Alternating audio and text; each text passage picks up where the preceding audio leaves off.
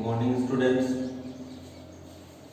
कल एक क्वेश्चन मैंने पूछा था कि कोई वर्ग है, उसके कोनों पर या शीर्षों पर क्यू चार्ज रख दिया गया।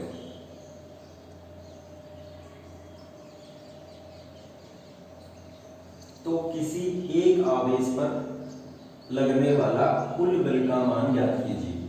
तो ये वाला चार्ज इस पे बल लगाएगा, इधर F1, ये F1 का मान कितना होगा? F1 इक्वल्स टू, ये आवेश इस पे कितना बल लगाएगा? तो K, सूत्र तो यही है, K Q1 Q2, दोनों Q है तो Q इंटू Q स्क्वायर बटे इनके मध्य दूरी वर्ग है ए भुजा का, तो ये कितना हो जाएगा? ए स्क्वायर। इसी प्रकार ये वाला आवेश इस पे बल लगाएगा, इधर प्रतिकर्षित लगेगा, सारे प्लस चार्ज है, तो ये वाला इसे इधर धक्का मारेगा। F2 वही K Q1 Q2, Q into Q square बटे ए स्क्वायर। ये वाला बल लगाएगा इधर F3। यहां से यहां तक ये दूरी कितनी होगी? वर्ग के लिए विकिरण की दूरी होती है √2 इंटू भुजा, √2 इंटू भुजा √2a। तो F3 का मान, इस वाले फोर्स का मान K Q1 Q2 Q square बटे √2a का स्क्वायर, तो ये हो जाएगा K Q स्क्वायर बटे 2। अब क्योंकि हमें सदिश नियम से जोड़ना है, तो सदिश में परिणाम निकालने का जो सूत्र है R बराबर √p square plus q square plus 2pq cos theta, उसमें केवल p और q दो ही सदिशों का योग करते हैं। तो इसमें भी F1 और F2 पहले इन दोनों का योग करें, क्योंकि F1 बराबर F2 है, तो हम इसे ऐसा लिख सकते हैं F डेश, ये कुल बल नहीं है, इन दोनों बलों का परिणामी है। इन दोनों बलों के कारण क्या परिणामी बल आएगा? F डेश बराबर √F1 square plus F2 square plus P square plus Q square plus 2pq cos theta. Theta यानी इन दोनों के बीच का कोण, इन दोनों के बीच का कोण ये कितना है? 90 डिग्री। भाई वर्ग के ये जो भुजा है इनके बीच एंगल कितना होता है? 90 डिग्री। तो cos 90 का मान कितना आ जाएगा? 0। तो ये इतना 0 हो गया, ये हो गया F डेश बराबर F1 square plus F1 square, तो कितना आ गया? √2F1 square. तो F डेश का मान कितना जाएगा? √2F1 या √2F1 का मान K Q स्क्वायर बटे A स्क्वायर। ये F डेश का मान है इन दोनों का परिणामी। क्योंकि यहाँ 3 बल लग रहे हैं, 2 का तो निकालिए, तीसरा बच गया। इन दोनों का परिणामी, क्योंकि दोनों बल बराबर है तो बीच से आएगा, ये परिणामी बल है। इन दोनों का परिणामी कहाँ आएगा? इनके बीच से, क्योंकि दोनों के दोनों फोर्स इक्वल है। अगर इक्वल है तो कुल परिणामी बल F इक्वल्स टू, दोनों एक ही दिशा में, तो डायरेक्ट क्या आ जाएगा? F dash plus F3। दोनों एक ही दिशा में है, एक ही दिशा में तो डायरेक्ट जोड़ दो, F डेश प्लस F3। ये नियम लगाओगे तो भी यही मान आएगा। तो यहाँ पे F डेश का मान √2 KQ स्क्वायर बटे A square plus F3 KQ square बटे, ये रह गया A स्क्वायर, A का स्क्वायर, तो यहाँ रहेगा 2A स्क्वायर। तो ये हो गया KQ स्क्वायर बटे A स्क्वायर √2 प्लस 1 बटे 2। ये आंसर आएगा के क्यू स्क्वायर बटे ए स्क्वायर अंडर रूट 2 प्लस 1 बटे 2। खोज कीजिए, नहीं समझ आया तो वापस देखिए। इसी प्रकार अगला क्वेश्चन है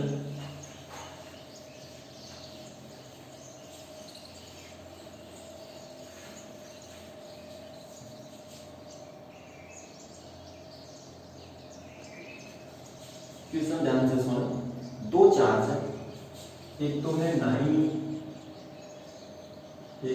9e और एक है 4e।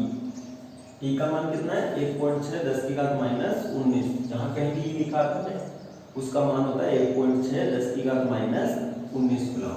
प्लस के अंदर माइनस होता तो यहाँ माइनस देता। अब इनके बीच की दूरी ये कितनी है r है।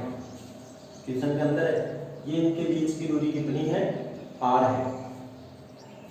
पूछा ये गया कि कोई तीसरा चार्ज, कोई अन्य आवेश कैपिटल Q या स्मॉल q इन दोनों आवेशों में किस जगह पर रखा जाए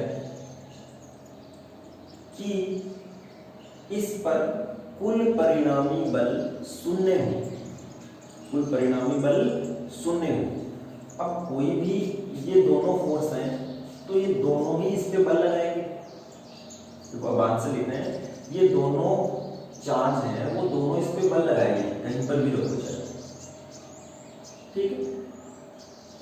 अब दो फोर्स हैं, अगर वो दोनों एक ही डायरेक्शन में हो तो परिणामी बल शून्य नहीं हो सकता। इसलिए हमें वो जगह खोजनी है जहां पे फोर्स विपरीत लगे। तो मान लो आपने क्यों चार्ज इधर रखा इस ओर, रखना इसी लाइन पे पड़ेगा क्योंकि इस लाइन से ऊपर नीचे रखोगे तो परिणामी बल शून्य नहीं होगा। क्योंकि मान लो यहाँ रख दिया तो इसकी डायरेक्शन इधर, इसकी डायरेक्शन इधर, अपोजिट तो है ही नहीं। तो इस लाइन पे ही रखना पड़ेगा। इस लाइन पे अगर रखें तो मैं इधर रखता हूं, इधर रखूं तो प्लस चार्ज, ये भी प्लस चार्ज प्रतिकर्षण इधर लगेगा। इसके कारण ये क्यू चार्ज यहाँ रखा है तो किधर लगेगा इसी को। दोनों फोर्स एक ही डायरेक्शन। इधर रखें तो 9e के कारण प्रतिकर्षण इधर लगेगा, 4e के कारण प्रतिकर्षण इधर लगेगा। दोनों ही फोर्स इधर लग रहे हैं, इसमें दोनों फोर्स इधर लग रहे हैं तो परिणामी बल शून्य नहीं हो सकता। तो हम कहाँ रखेंगे मध्य में, इनके मध्य में रख के देखो कहीं पर भी। मान लो यहाँ रख दिया हमने, ये दूरी याद है, मान लो यहाँ चार्ज रख दिया तो इस 9e के कारण किधर लगेगा इस ओर F1, इस 4e के कारण किधर लगेगा इस ओर F2, क्योंकि ये इसे प्रतिकर्षित करेगा तो इधर धक्का मारेगा, ये 9e प्रतिकर्षित करेगा तो उधर धक्का मारेगा। अब दोनों अपोजिट है तो हो सकता है इनका मान किसी दूरी पे 0 हो जाए। दोनों बराबर हो जाए तो मान 0 हो जाएगा। तो मान लो ये यहां से x दूरी पे रखा है। अगर कैपिटल Q चार्ज पर परिणामी बल शून्य है, यदि ऐसा है, यदि परिणामी बल शून्य है तो F1 बराबर F2, डायरेक्शन हमें पता है पहले से ही, अपोजिट है। F1 बराबर F2, F1 किसके कारण है 9e के कारण, तो F1 का मान कितना होगा K पहला चार्ज, Q दूसरा चार्ज, 9e बटे दोनों के मध्य दूरी का स्क्वायर, K Q1 Q2 बटे R स्क्वायर बराबर F2 इसके कारण है तो K पहला चार्ज, Q किसके कारण 4e K Q1 Q2 बटे x, यानी इन दोनों के बीच की दूरी का स्क्वायर। ये दूरी कितनी होगी, टोटल r है, ये x है तो r माइनस x का होल स्क्वायर। K से Q से E से K Q E मर गया, बचा क्या 9/x², 4/r - x का होल स्क्वायर। दोनों को अंडर रूट कर दो तो ये हो जाएगा 3/x, हो जाएगा 2/r - x। क्रॉस मल्टीपल कर दो 3r - 3x, 3 से ये हो जाएगा 2x। इसको इधर ले जाओ तो ये 5x बराबर 3r और x बराबर 3/5r। ये आंसर के नीचे आपको लिखना पड़ेगा, यहाँ छोड़कर आओगे तो नंबर काट सकता है। नीचे लिखना पड़ेगा कि 9e से इतनी दूरी 4e की ओर रखने पर, 9e से इतनी दूरी 4e की तरफ रखने पर इस पर परिणामी बल 0 होगा। 9e से अगर किसी ने 4e से माना है तो उसे ये रिजल्ट चेंज होगा। नीचे आपको लिखना पड़ेगा 4e से इतनी दूरी पर 9e की ओर रखने पर, अगर आपने यहां से x माना है। खोज करना और समझने की कोशिश करना। चमका कुछ नेक्स्ट क्वेश्चन करते हैं। ऐसा ही क्वेश्चन है एक और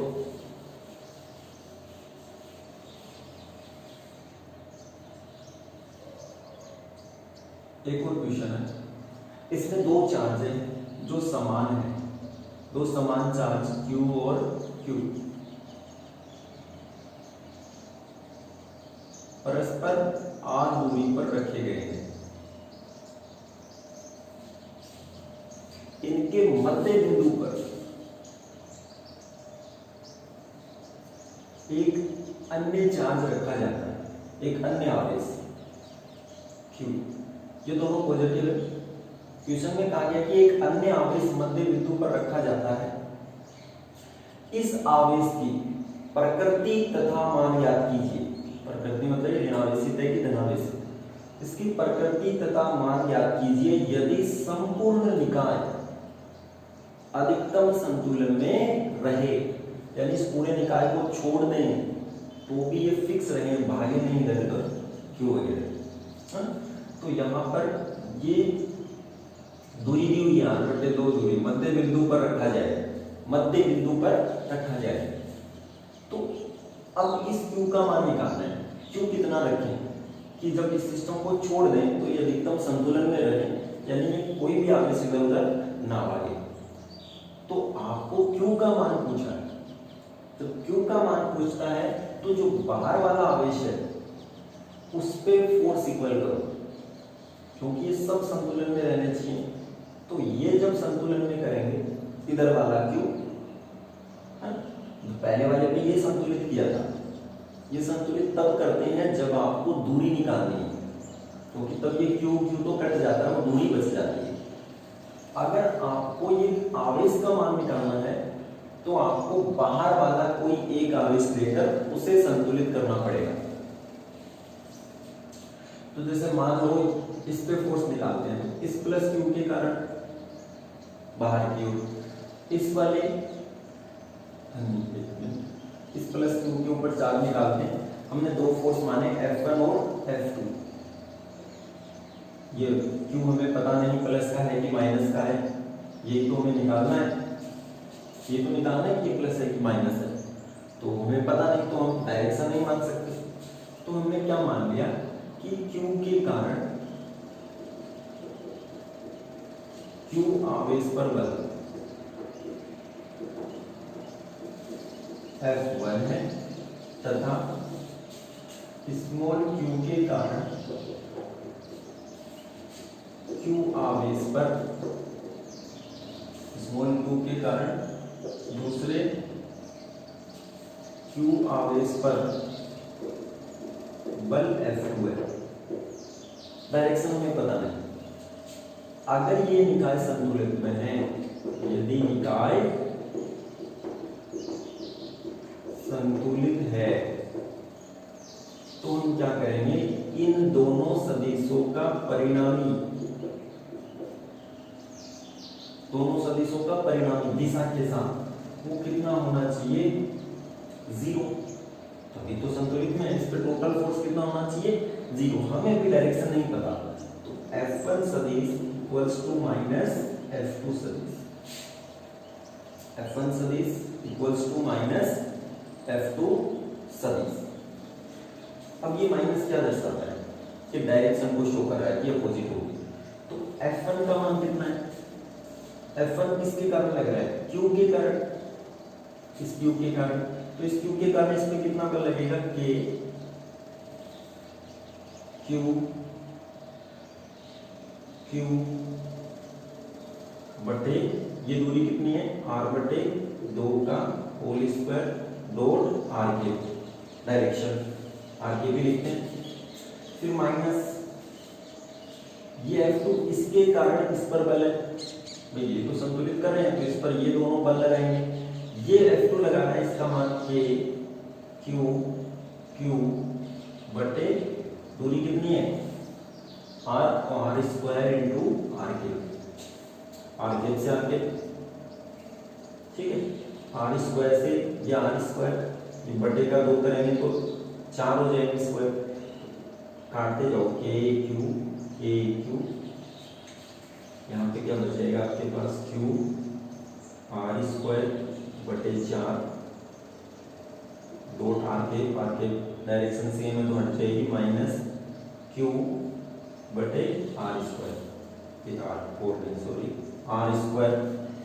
स्क्वायर से R स्क्वायर गया बटे वाला 4, ये Q तो निकालना है ना, ये क्यों निकालना है, यहीं से ऐसे लिख सकते हैं 4Q बराबर माइनस Q, ये वाला Q निकालना है तो Q बराबर माइनस Q बटे 4। प्रकृति क्या होगी ऋणात्मक और मान कितना होगा Q बटे 4, प्रकृति ऋणात्मक मान Q बटे 4। वैसे भी आप सोचो यहाँ पर यदि प्लस होता तो ये वाला प्लस बाहर धक्का देता, ये वाला प्लस बाहर धक्का देता, दोनों फोर्स इस पर एक ही तरफ होते तो ये वाला संतुलित में नहीं रहता। अगर हाँ ये माइनस है तो एक बल इधर आएगा, दूसरा बाहर की ओर, तो हमारा ये रिलेशन सही है। Q का मान नेगेटिव होगा ऋणात्मक और मान कितना जाएगा Q बटे 4। इसी प्रकार एक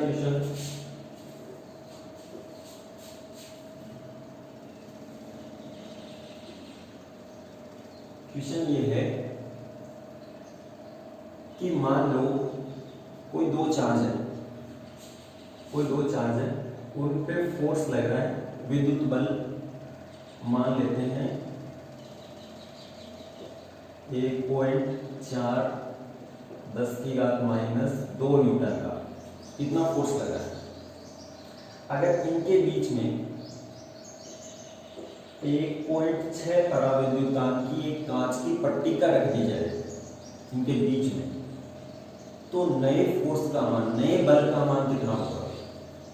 पहले निर्वात में ये लग रहा था, अब इसके बीच में कांच की पट्टिका रख दी जिसका पराविद्युतांक ये है, तो नया फोर्स कितना होगा, नया फोर्स F बेस, या हमने माध्यम रख दिया तो F1 कितना आ जाएगा निर्वात में बटे एप्सिलॉन R, क्योंकि एप्सिलॉन R क्या होता है निर्वात में बटे मीडियम में, तो मीडियम में आ जाएगा निर्वात में बटे एप्सिलॉन R। तो डायरेक्ट 1.4 10 की घात माइनस 2 डिवाइड बाय 1.6, इसे सोल्व करना है, ठीक, इतना न्यूटन हो जाएगा। पोज करें और देखें।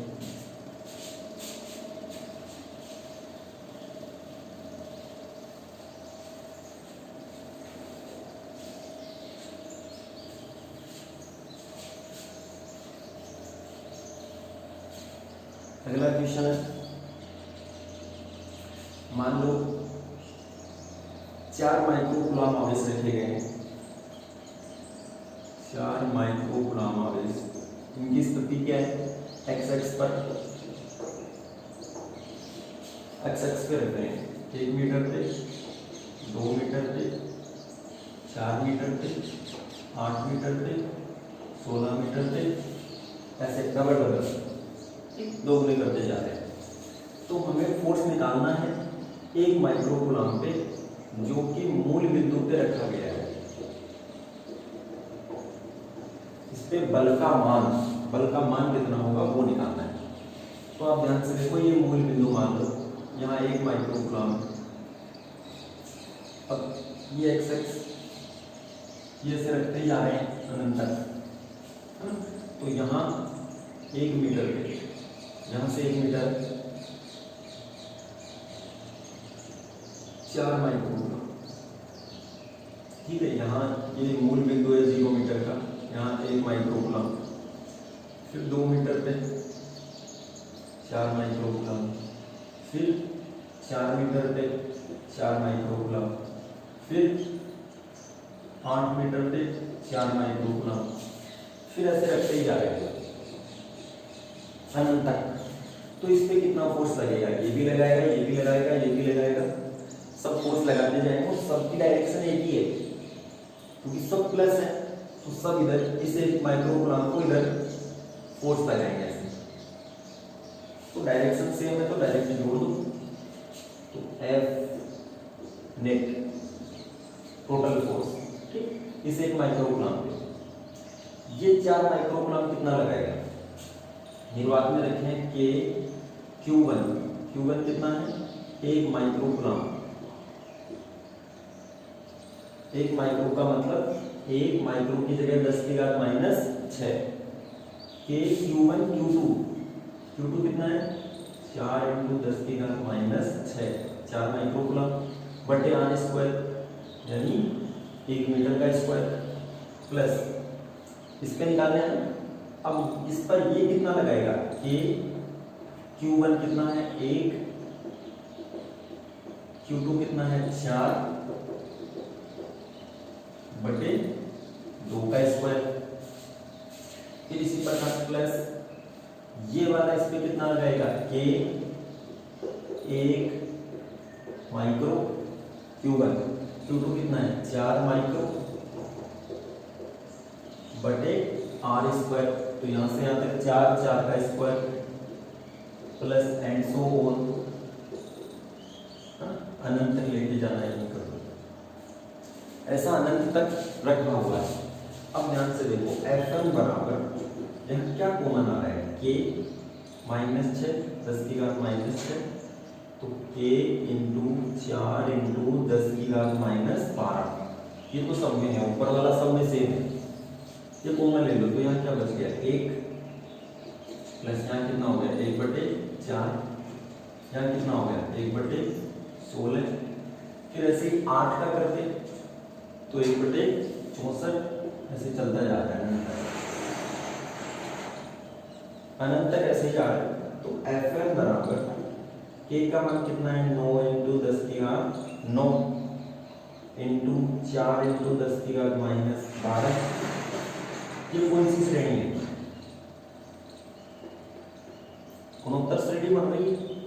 तो गुणोत्तर श्रेणी में अगर अनंत तक जाता है तो उसके योग का सूत्र a/1 - r, r क्या है सार्वभौमिक, दूसरे पद को पहले वाले पद से डिवाइड कर दो, a क्या है प्रथम पद, तो F1 बराबर 9 × 4 36, 10⁻+9 -12 तो -3, a का मान 1, r का मान दूसरा पद बटे प्रथम पद 1/4, तो ये आ जाएगा 36 × 10⁻³ 4 यहाँ तो 4 - 1 3/4, 4 तो ऊपर चला जाएगा और 3 नीचे, 3/4 बनेगा या नीचे, तो उल्टा हो जाएगा 4/3, ये काट दो 12 × 4 48, 48 × 10⁻³ न्यूटन। क्वेश्चन को ध्यान से समझें और उसके बाद में करने का प्रयत्न करें, ठीक है, ड्रॉप कर दो इसे।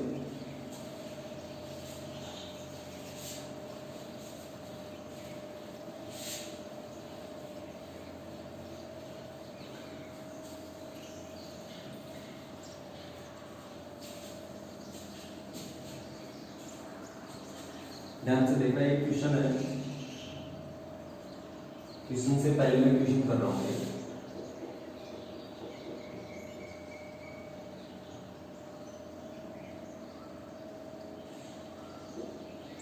दो बोले, ये वाला एंगल θ1 और ये है θ2, ये मीन पोजीशन है, ठीक। इस पे चार्ज है Q1 मास m, इसका चार्ज Q2, इस पे मास m, ठीक है। अब इसमें आपको ये बताना है कि क्या θ1 बराबर θ2 होगा, कि बीच से दोनों समान दूरी तय करेगी, या θ1 θ2 होगा, या θ1 θ2 से कम होगा, या फिर नन ऑफ बीच। ये आपको बताना है कौन सा सही होगा। ध्यान से सोचे से, आपने रस्सी से दो गेंदें बांधी जिनका द्रव्यमान समान है और Q1 और Q2 अलग अलग है, ये पहली कंडीशन है। दूसरी, वही दोनों रस्सियां हैं, वही θ1 θ2, इस पे चार्ज समान है, मास अलग है।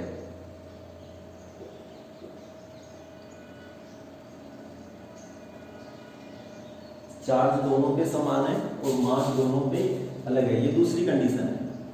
पहली वाली के लिए क्या होगा,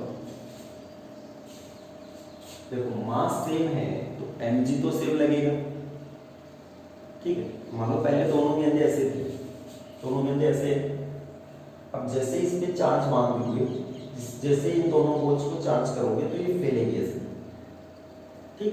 जैसे मेरे दोनों हाथों के ऊपर अगर चार्ज मान के लटका दिया ऐसे, ठीक है। अब दोनों बॉल को चार्ज कर रहे हो तो दोनों ऐसे फैलने लगेंगे, ठीक। तो जैसे जैसे चार्ज दोगे फैलेगी, मान लो इतनी हो गई। अब एनर्जी तो सेम है दोनों पे, ठीक है। तो जो प्रतिकर्षण बल है वो दोनों पे कैसा होगा, ये इस पे जितना बल लगाएगी विद्युत बल उतना ही तो ये आवेश इस पे लगाएगा। आवेश पे मान कितना है, इससे फोर्स चेंज नहीं होने वाला, दोनों पे समान फोर्स ही लगेगा, किसी का भी कम या ज्यादा क्यों कर रहे हो, क्योंकि ये इस पे कितना बल लगाएगा, k Q1 Q2 बटे r², हाथ तो दोनों के बीच की दूरी। अच्छा, इस पे ये कितना लगाएगा, k Q1 Q2 बटे r², दोनों फोर्स बराबर है और अपोजिट है। E का मतलब इलेक्ट्रिक फोर्स, विद्युत बल, तो दोनों F ही बराबर है, तो इसका मतलब क्या हुआ, दोनों सेम, जितना ये ऊपर जाएगी उतना ही ये भी ऊपर जाएगी, क्योंकि चार्ज दोनों पे अलग है लेकिन बल सेम रहेगा, लेकिन दोनों का m सेम है तो mg भी सेम रहेगा, दोनों ऐसे। तो क्या होगा, θ1 बराबर θ2। इस वाली कंडीशन के लिए, इस वाली पे आओ, इस पे चार्ज सेम है तो बल तो सेम लगेगा, न होता तो भी सेम लगता। अब देखो Q, मान लो दो बॉल हैं, Q सेम रह गया, ठीक है, ये वाली कंडीशन है। अब एक का m बढ़ा दो, मान लो इसका m बढ़ा दिया, है ना, इसका m पहले बराबर था, अब इसका m बढ़ा रहे हो, इसका m बढ़ा रहे हो, तो किधर जाएगी, नीचे ही किधर आएगी, ऊपर, है ना, तो वही रहने वाली है फोर्स। तो ये बॉल mg इसका ज्यादा होगा तो किधर जाएगी, नीचे, ये किधर आएगी, ऊपर। तो जिसका m ज्यादा है उसका थीटा क्या होगा, कम, जिसका m ज्यादा है उसका थीटा कम होगा। अब मान लो कंडीशन दे दे, m1 बड़ा है और m2 छोटा है, जब तक कंडीशन नहीं है तब तक हम नहीं बता पाएंगे। कंडीशन है m1 बड़ा है m2 छोटा है, तो जिसका मास बड़ा है वो नीचे आएगा, तो क्या हो जाएगा, θ1 छोटा और θ2 बड़ा, ये वाली कंडीशन इसके लिए, ठीक है। अब इसी से रिलेटेड एक क्वेश्चन है,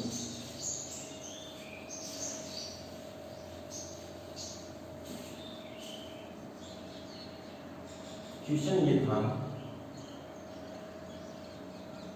कि दो बॉल है, ठीक, और दोनों बॉल पे द्रव्यमान और मास दोनों समान है, दोनों समान आवेश से आवेशित की गई है। समान द्रव्यमान की दो गोलियां जिनका द्रव्यमान है मान लो 400 ग्राम, तो जितना भी माना गया है उतना ले लेना, ठीक। इसका मास दिया हुआ है, ठीक। दोनों समान आवेश से आवेशित है। ये 40 सेंटीमीटर की लंबाई से बंधी हुई है। ये रस्सी की लंबाई कितनी है? 40 सेंटीमीटर। ठीक है। संतुलन अवस्था में अब देखो, संतुलन अवस्था का मतलब है उस पे टोटल नेट फोर्स कितना होगा? 0। तो एक बॉल ले लो, ये बॉल ले ली, इस पे सभी फोर्स निकाल लो जो जो लग रहे हैं। ठीक है, ये 40 सेंटीमीटर है L। अब ध्यान से देखो, इस पे फोर्स नीचे लगेगा, ग्रेविटेशन फोर्स। इस पे इसके कारण फोर्स किधर लगेगा? इन दोनों को मिलाने वाली रेखा के अनुदिश। दोनों की रस्सियों की लंबाई बराबर है तो ये इधर आएगा ऐसे, बिल्कुल एक्स एक्स में। एफ ई का मतलब इलेक्ट्रिक फोर्स, विद्युत बल। और रस्सी में क्या आएगा? टेंशन। रस्सी में क्या डेवलप होगा? टेंशन। अब ध्यान से देखो तो ये वाला फोर्स जो है टी, ये किसी एंगल पे है तो दो भाग में बांट दो। बांट दिया तो मान लो ये थीटा है, ये मीन पोजीशन से थीटा विस्थापित हुई तो ये भी थीटा ही होगी, दोनों थीटा होगी, कोरोना नहीं है। ये थीटा है तो ये भी कितनी होगी? थीटा। दोनों समान रूप से फैलेंगे। ये थीटा तो ये भी कितना होगा? थीटा।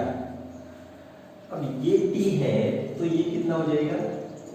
ये घटक टी cos थीटा, इसके साथ थीटा है तो cos का घटक, और ये वाला साइन का। तो टी को भूल जाए, टी के दोनों घटक पकड़े, टी cos थीटा और टी sin थीटा। तो अगर इस पे नेट फोर्स 0 है, कुल बल 0 है, तो एफ ई तो किसके बराबर होगा?